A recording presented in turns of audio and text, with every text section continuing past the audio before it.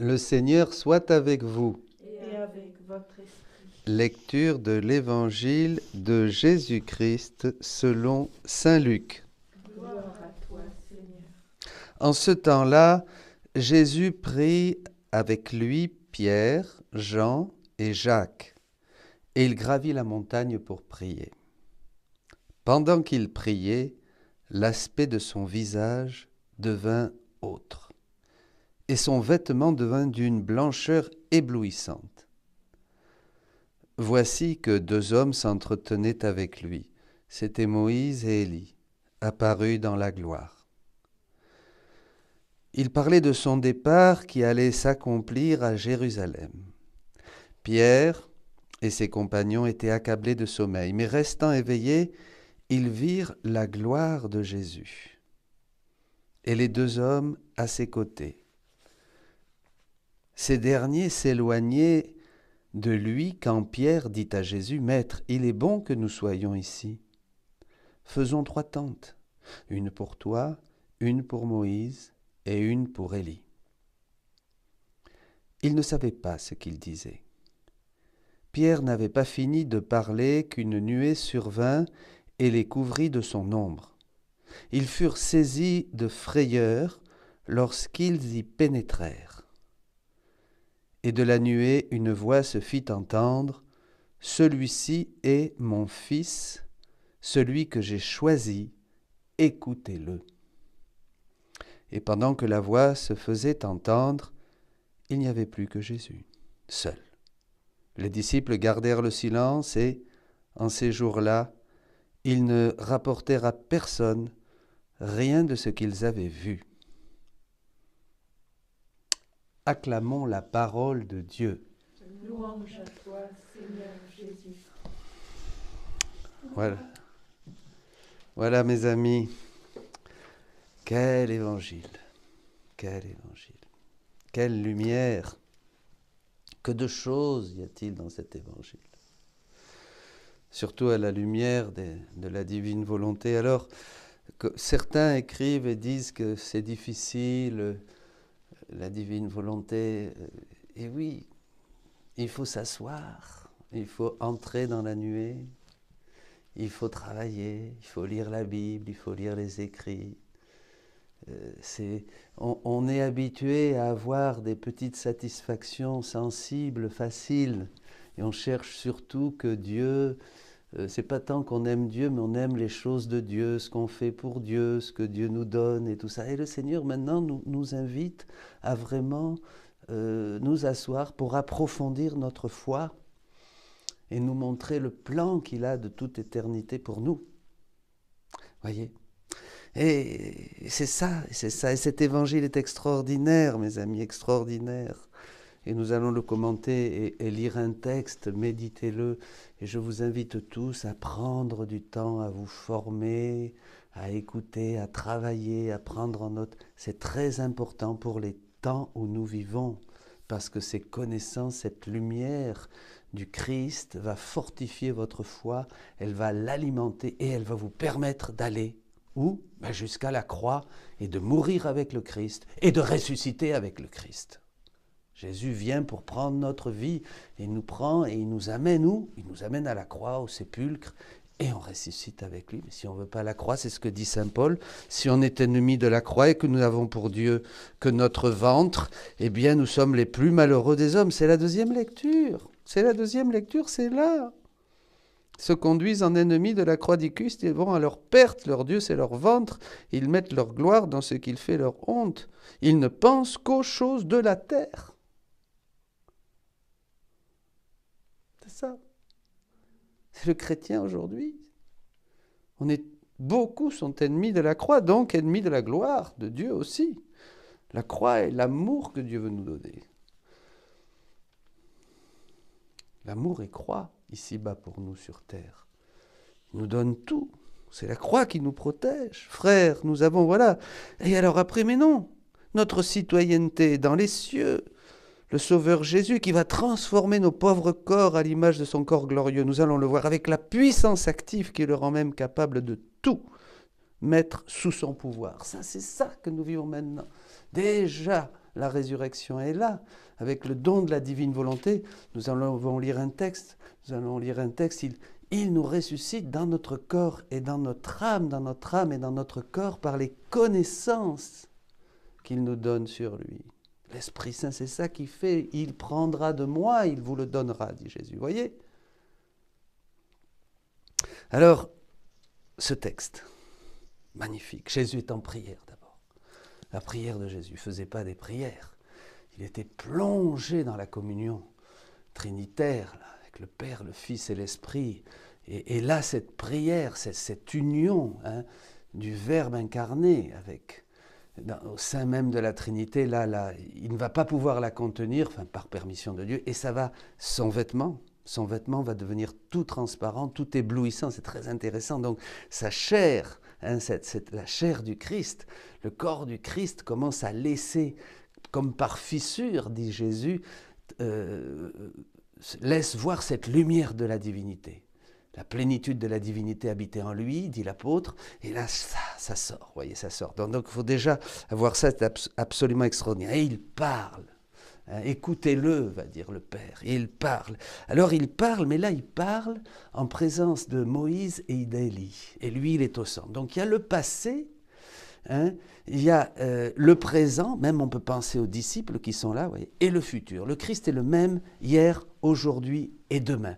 Donc il parle parce qu'il va dire des choses certainement très profondes pour faire comprendre le mystère de la croix, de la gloire, enfin bon. Des milliers de choses, certainement.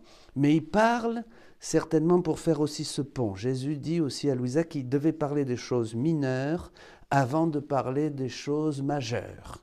Il devait d'abord parler du passé, Moïse, Élie, les prophètes, l'incarnation, le maintenant. Mais là, il fait voir sa gloire. Il fait voir sa gloire, donc il parle du futur. Il parle de cette gloire qui sera la nôtre quand nous le verrons tel qu'il est, que nous serons comme lui, dit Saint Jean, 1 de Jean, chapitre 3, verset 2. Donc il parle du futur, il parle des enfants de la divine volonté. Il parle de tous ceux qui vont accueillir ça et qui vont entrer dans ces derniers temps. Vous voyez ? Alors, et il parle. Et alors cette lumière, vraiment, va tomber sur les apôtres, là, les trois, là. Ça va leur tomber dessus. Ils entrent dans la nuée, ils entrent sous la nuée, vous voyez, et ils sont complètement ravis, captés.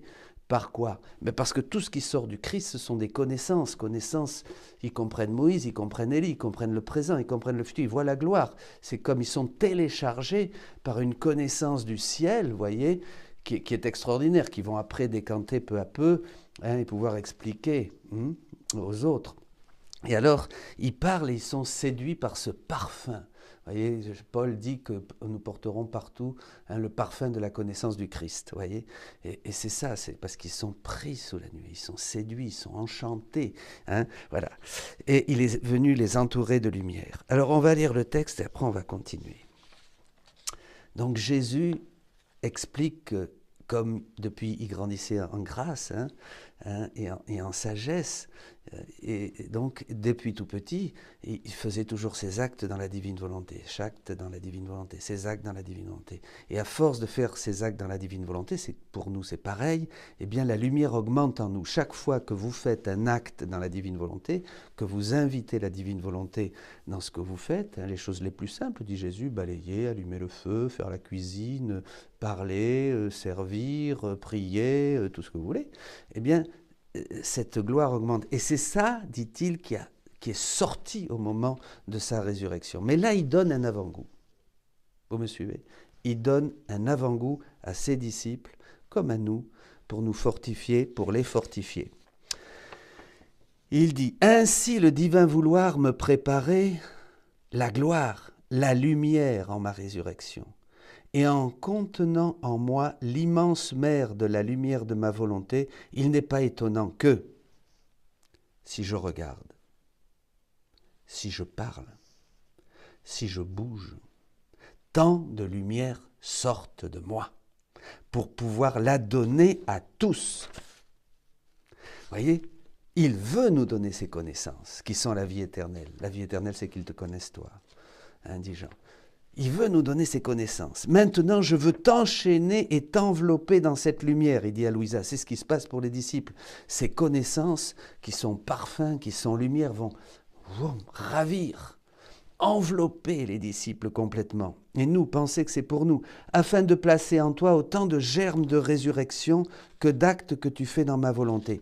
Ces connaissances vont m'inviter, vont m'enchaîner à la divine volonté pour encore plus vivre en elle, agir en elle, l'apprécier, la désirer, l'appeler dans ma vie, soupirer. Jésus dit qu'il faut envoyer beaucoup de lettres et de lettres et de lettres pour que ça ne soit plus par petits moments qu'il me la donne, qu'il me la prête comme il dit, mais que ça soit de plus en plus une vie, qu'elle devienne vie en moi, que la vie de la divine volonté, la vie divine, par Jésus, notre médiateur, soit vraiment en moi et que je devienne participant à la nature divine, comme dira l'apôtre Pierre.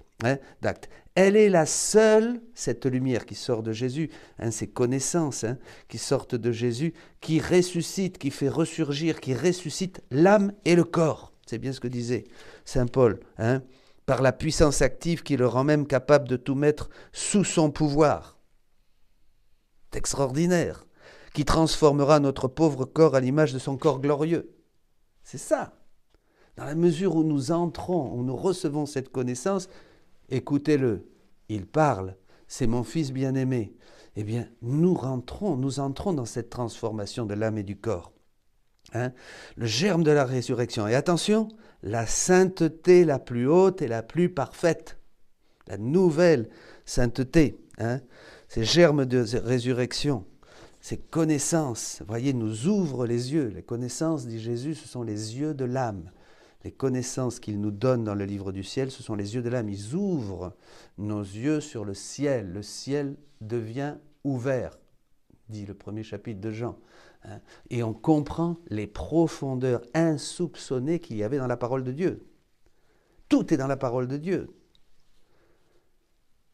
Mais jusqu'à ce jour, on n'avait même pas idée qu'il y avait ces choses-là dans la parole de Dieu. Comme dans la Passion qu'on va méditer, je vous renvoie à tous les enseignements à Gethsémani que vous écoutez en ce moment, on n'a pas idée des souffrances de Jésus. C'était là, c'était écrit, mais il a fallu que l'Esprit Saint nous conduise vers la vérité tout entière et qu'on découvre non pas seulement les souffrances extérieures de Jésus, mais ces souffrances de la divine volonté en lui, qui étaient infiniment plus profonde et plus douloureuse que les souffrances extérieures des bourreaux. D'ailleurs, il dit que c'était un soulagement pour lui par rapport à ce qu'il vivait intérieurement. Bon, je ferme la parenthèse, vous avez tout ça dans la retraite. Elle est le germe, la sainteté la plus haute et la plus parfaite, le germe de la résurrection à la gloire. Ainsi, à mesure que l'âme accomplit ses actes dans ma volonté, comme nous le disions, elle enchaîne de nouvelles lumières divines en elle, parce que ma volonté est par nature lumière, et celui qui vit en elle a la vertu de transformer en lumière pensée, parole, acte, et tout ce qu'il fait en lumière. Tout ce que nous faisons, vous comprenez? C'est ça. Nous ne devons plus donner vie à quelque chose d'humain. Nous devons continuellement, maintenant que ces connaissances sont nos yeux, voilà, à mesure qu'on fait ces actes, nous enchaînons vraiment ces connaissances, elles nous enchaînent à ce vécu, à ce vivre dans la divine volonté. Chaque entrée, chaque acte, chaque fois que nous entrons dans la divine volonté, cela incite Jésus à nous donner plus de connaissances, dit-il aussi à Louisa. Chaque fois que nous faisons un acte, chaque fois que nous renonçons à notre volonté humaine pour faire la divine volonté, chaque fois que nous laissons vivre en nous, régner en nous, au prix d'une mort à notre volonté propre, la divine volonté, eh bien tout ça, ça incite Jésus à nous donner encore d'autres connaissances. Voyez, cette lumière qui sort de Jésus transfiguré au milieu d'Élie et Moïse. Cette lumière continue à sortir. Ces connaissances nous enveloppent, on est sous la nuée. Ces connaissances nous donnent un parfum qui nous séduit, qui nous ravit et qui nous fait lever les yeux vers le ciel, comme dit saint Paul, notre vraie demeure. Nous sommes citoyens du ciel. Vous comprenez? Notre vie change. Cette puissance, notre vie change parce que le haut agit. Le bas ne sert à rien. La chair ne sert à rien. Notre vie change. Nous sommes faits en ces temps de guerre, en ces temps de violence, en ces temps de corruption, en ces temps de combat, en ces temps de choses contre nature et tout ce qu'il y a. Nous, vous êtes appelés. Ne prenez pas des armes humaines. Vous n'avez pas à lutter contre la chair et le sang. Dira l'apôtre, prenez l'arme unique, la plus puissante, la bombe des bombes, l'arme qui met tout sous vos pieds, la divine volonté. Dieu nous fait le plus grand des dons. Il a montré ça aux apôtres le jour de la transfiguration. C'était pour préfigurer ce qu'il donnait aujourd'hui à tout homme de bonne volonté. Entre dans la nuée. Entre, respire ce parfum de la connaissance. Reçois en toi ces germes de gloire, ces germes qui te transforment, ces connaissances transformantes qui laissent en toi tous ces germes de résurrection et de gloire. Déjà, comme le dit Jésus, ça ne vous paraît pas extraordinaire de vivre déjà ici la vie du ciel. Soyez bénis.